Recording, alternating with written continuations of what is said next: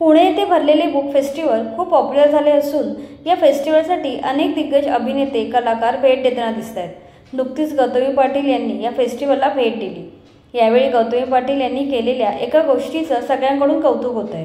गौतमी पाटील यांना तेथे शिवाजी महाराज आणि संभाजी महाराज यांची साधू आणि शंभू अशा 2 कादंबऱ्या भेट देण्यात आल्या. यावेळी त्या कादंबऱ्या हातात घेण्यापूर्वी गौतमी पाटील यांनी लगेचच पायातली चप्पल काढली. या त्यांच्या कृतीचे सर्वांनी कौतुक केले. सोशल मीडियावर गौतमी पाटील यांचा हा व्हिडिओ सध्या तुफान व्हायरल होतोय.